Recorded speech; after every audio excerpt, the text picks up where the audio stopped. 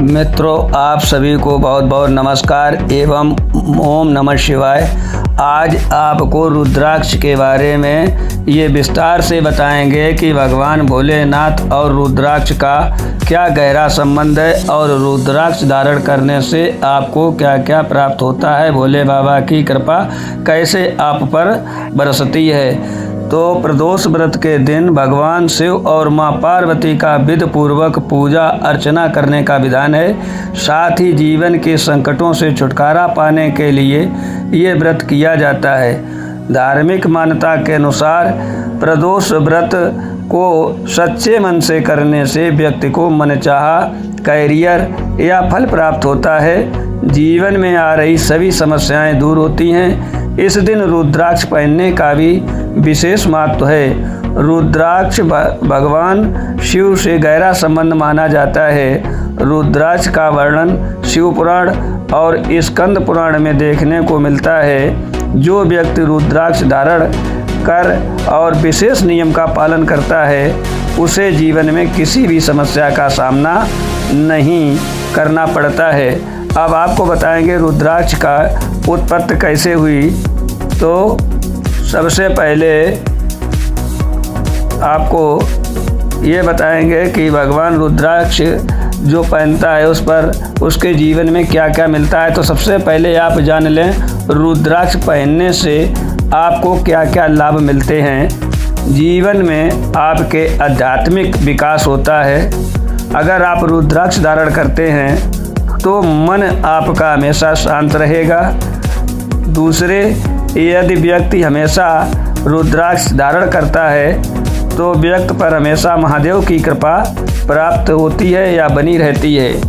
सभी पापों से छुटकारा मिलता है और शारीरिक रोग भी इससे दूर होते हैं। जीवन में डर समाप्त होते हैं। आपको जानकारी के लिए बता दें कि रुद्राक्ष कितने प्रकार के होते हैं।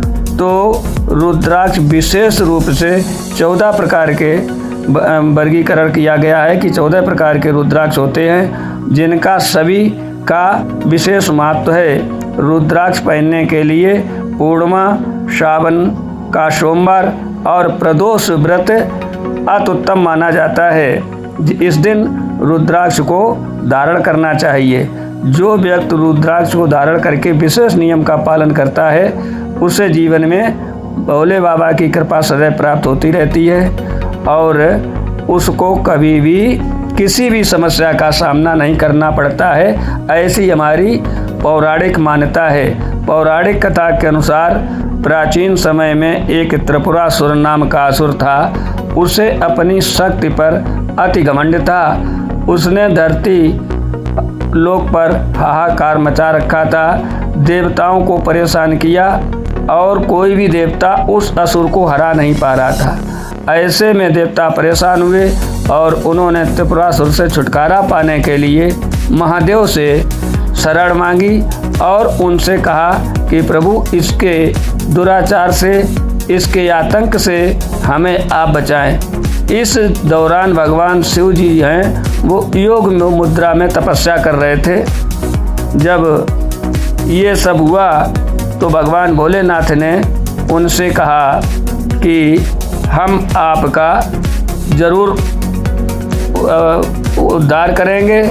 जब महादेव की तपस्या समाप्त हुई या खत्म हुई तो उनकी आंखों से धरती पर जो आंसू गिरे, उसी से रुद्राक्ष की उत्पत्ति मानी जाती है। पौराणिक मान्यता यही है कि जो भोले बाबा के पृथ्वी पर आंसू गिरे उस समय, उससे रुद्राक्ष के पेड़ उगे और रुद्राक्ष हुए। इसलिए भोले बाबा को ये रुद्राक्ष अति प्रिय है। जो व्यक्ति या भक्त रुद्राक्ष के माला से भगवान भोलेनाथ के किसी भी मंत्र या नाम का जाप करता है, भोले बाबा की कृपा से वो सब कुछ अपने जीवन में प्राप्त करता है जिसकी वो कामना करता है। आप सभी लोगों को जय भोलेनाथ की, जय माता पार्वती की।